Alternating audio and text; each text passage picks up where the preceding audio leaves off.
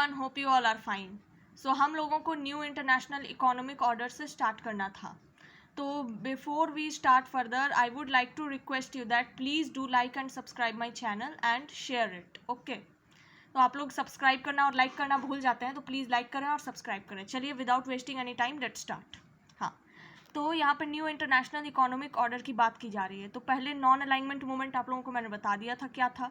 Non alignment movement के बारे में आपको पता है कि वो दोनों में से किसी भी पावर ब्लॉक को जो जिन कंट्रीज़ ने ज्वाइन नहीं किया था उन्हें कहा जाता है नॉन अलाइंड कंट्रीज़।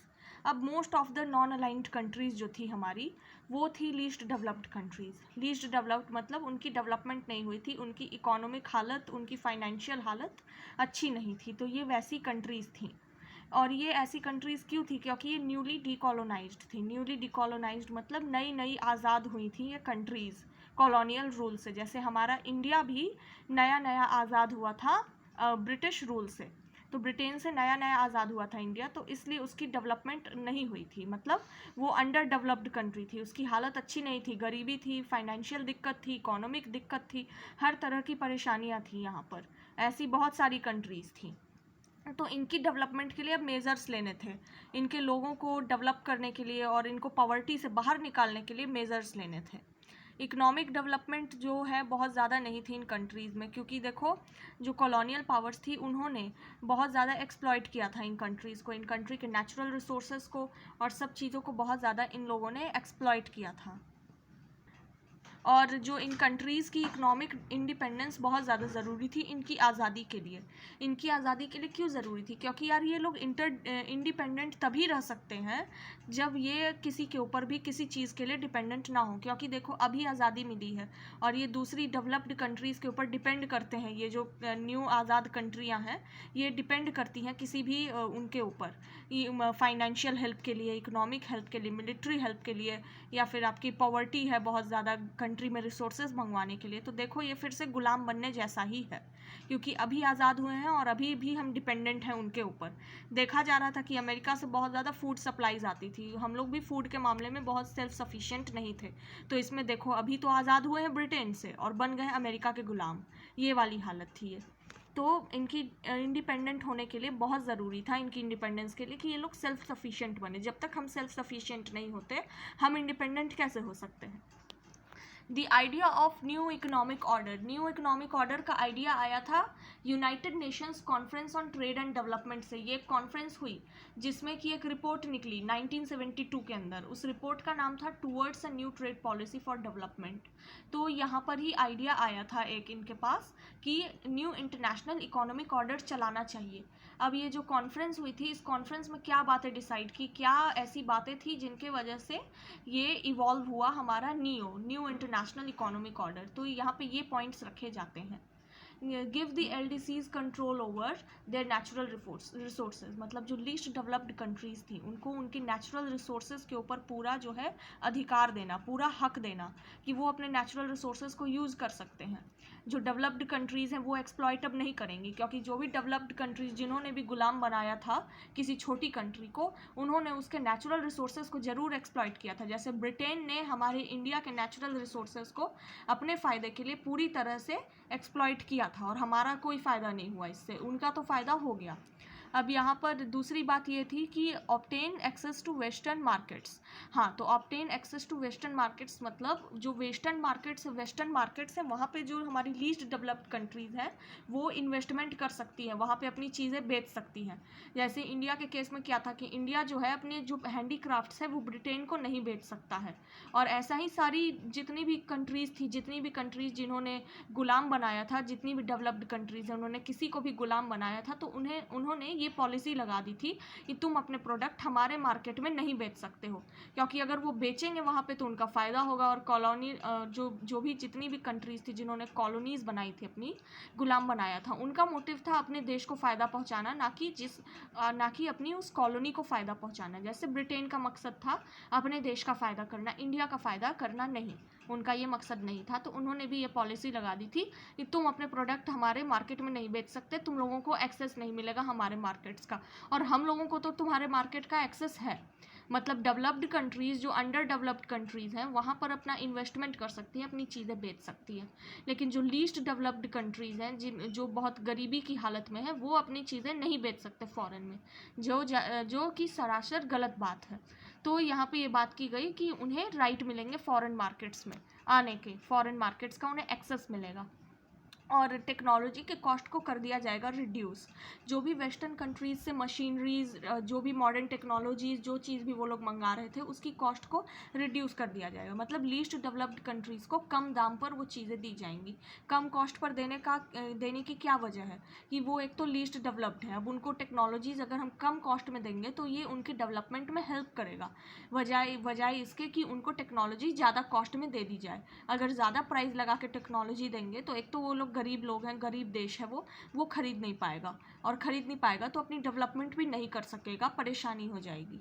और दूसरी बात और चौथी बात ये कही गई यहाँ पर कि एलडीसीज़ को रोल मिलेगा इंटरनेशनल इकोनॉमिक इंस्टीट्यूशंस में।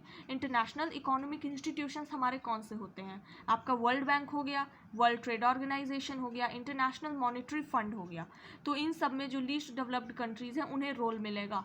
पहले सिर्फ डेवलप्ड कंट्रीज़ का रोल होता था, इन ऑर्गेनाइजेशंस में वही बैठते थे। अब ये जो लीस्ट डेवलप्ड कंट्रीज़ हैं वो भी बैठेंगी, और ज़रूरी भी है।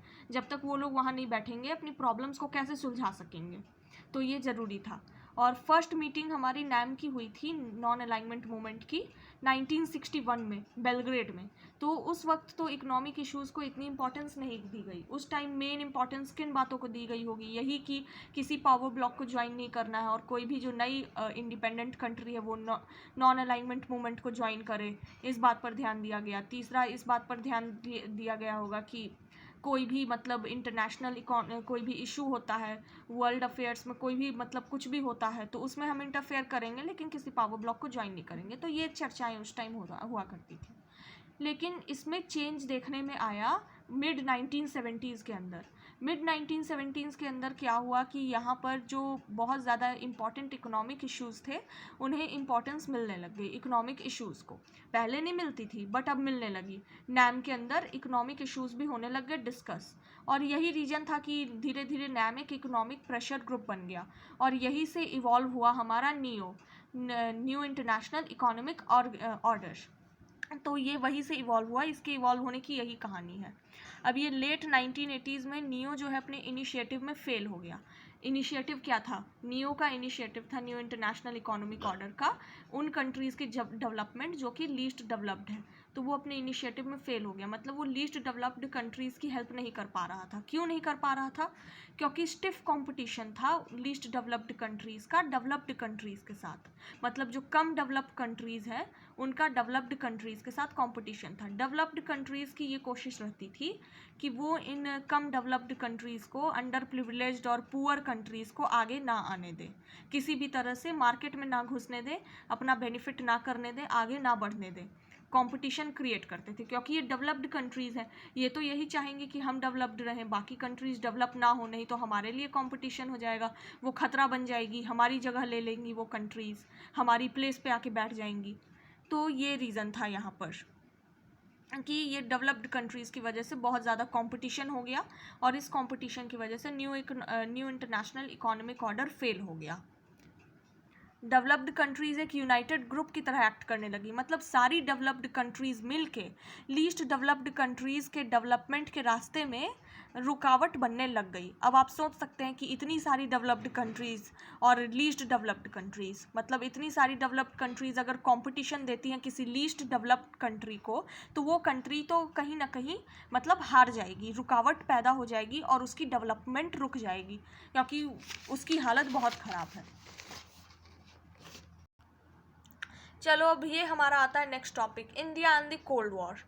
India and the cold war में हमें ये देखने को मिलेगा कि इंडिया का क्या रोल रहा कोल्ड वॉर में, इंडिया ने कैसे मीडिएट किया कोल्ड वॉर में, और इंडिया क्या करता था। तो आपको ये पता होगा, मैंने पहले भी बताया होगा कि इंडिया जो है एक नॉन अलाइंड कंट्री था, और इंडिया ही लीडर भी है नैम का। इंडिया नैम का लीडर कैसे है? नैम का लीडर इंडिया ऐसे है कि इंडिया ने ही जो है नैम की स्टार्टिंग करी थी। मतलब नैम के जो फाउंडर मेंबर थे वो हमारे पंडित जवाहरलाल नेहरू थे, जो उस टाइम प्राइम मिनिस्टर भी थे और फाउंडर मेंबर भी थे नैम के। ओके, तो अब यहाँ पे क्या होता है कि ये जो हमारी कंट्रीज़ जो हम नॉन अलाइनमेंट में थे, तो इसका ये मतलब बिल्कुल भी नहीं था कि हम बिल्कुल दूर रहेंगे।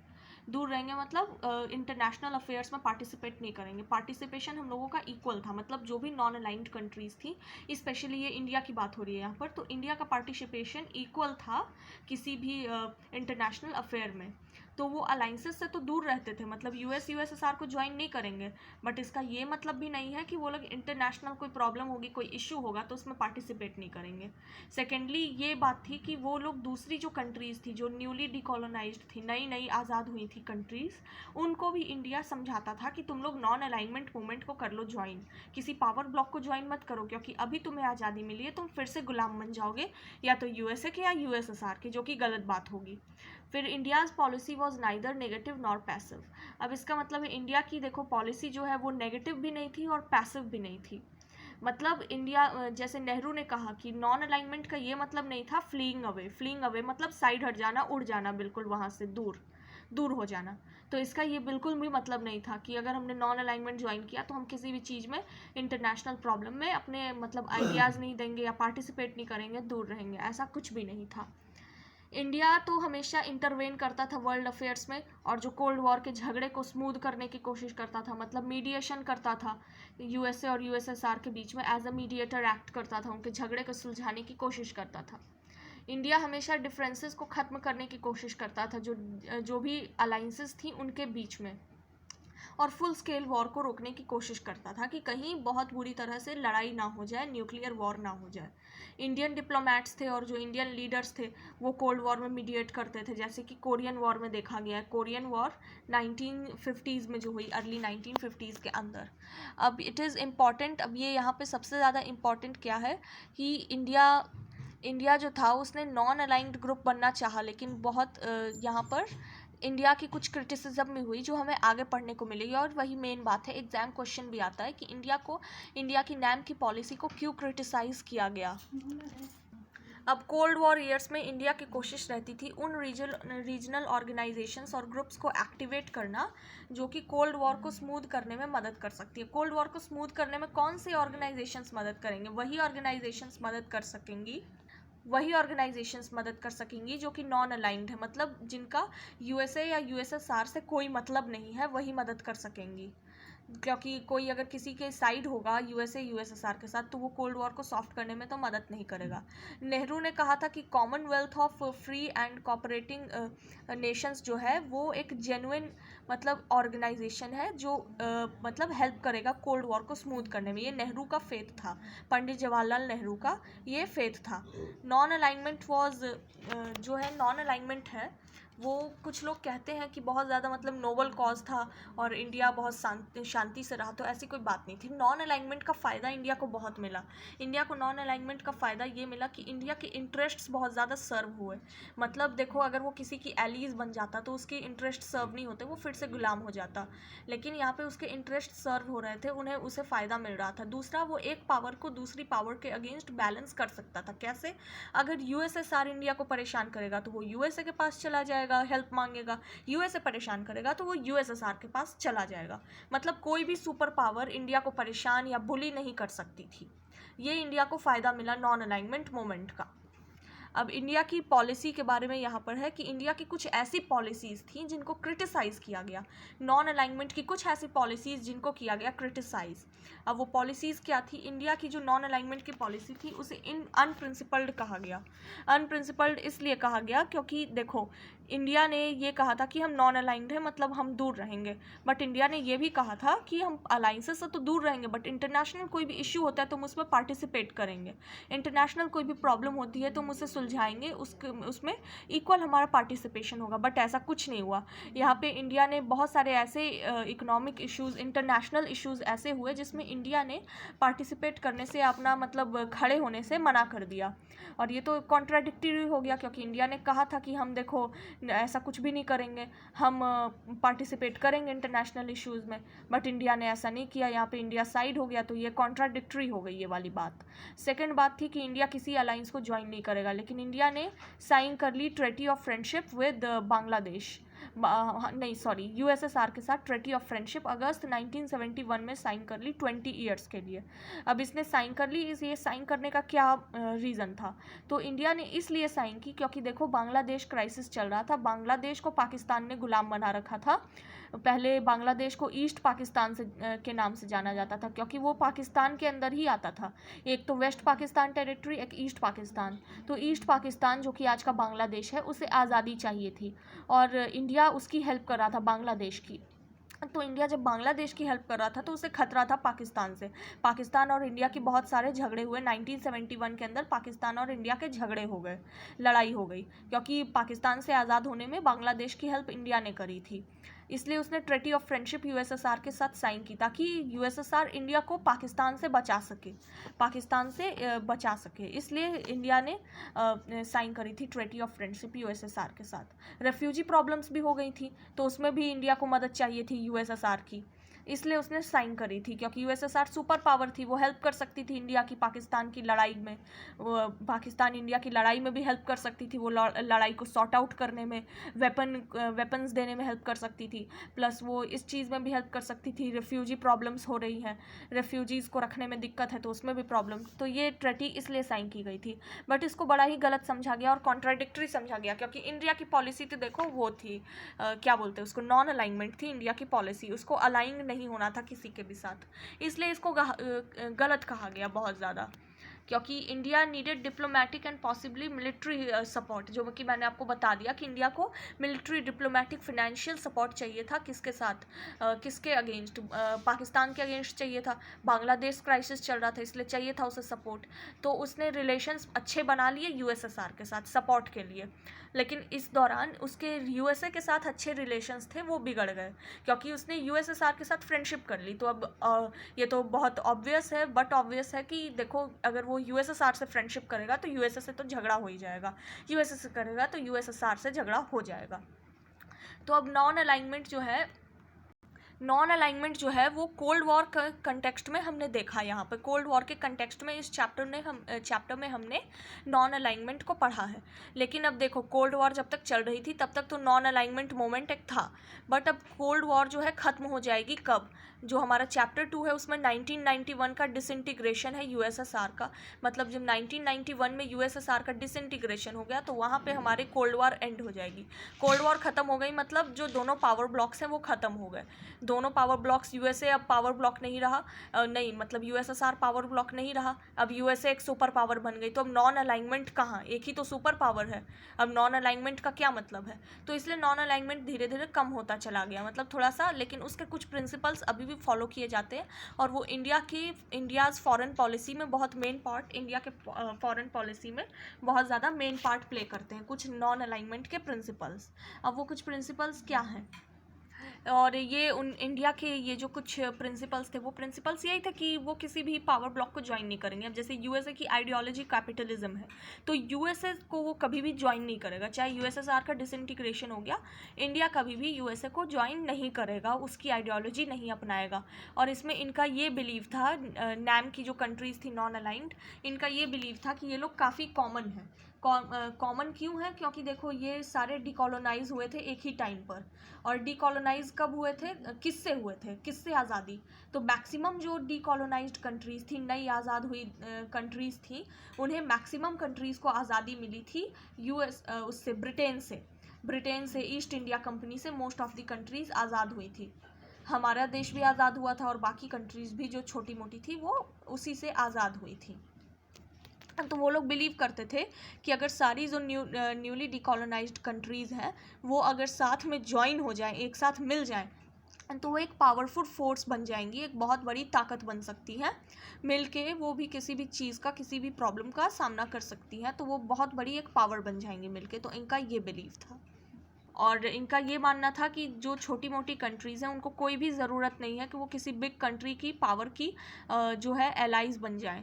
इसकी कोई भी उन्हें ज़रूरत नहीं है कि किसी बड़े पावर को, किसी बड़े सुपर पावर की आइडियोलॉजी को माने और जो उसको ज्वाइन कर ले, किसी भी बड़ी पावर के साथ मिल जाए। इनकी कोई ज़रूरत नहीं है इस चीज़ की। जो छोटी मोटी कंट्रीज़ हैं उसको, छोटी मोटी कंट्रीज़ भी अपनी इंडिपेंडेंट फॉरेन पॉलिसी फॉलो कर सकती है, अपने हिसाब से अपनी फॉरेन पॉलिसी बना सकती है। उसको कोई ज़रूरत नहीं है किसी बड़े पावर को ज्वाइन कर ले, वो इंडिपेंडेंटली अपना काम कर सकती है। इंडिया के नाम के प्रिंसिपल में ये बात भी थी कि डेमोक्रेटाइज करा जाएगा इंटरनेशनल सिस्टम को।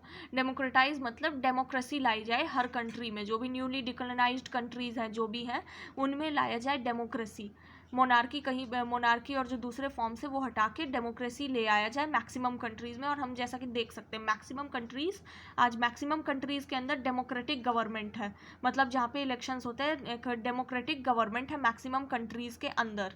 अब मोनार्की वगैरह ज़्यादा कॉमन नहीं है। तो यही कुछ आइडियाज़ थे जो कोल्ड वॉर के बाद भी रेलेवेंट थे।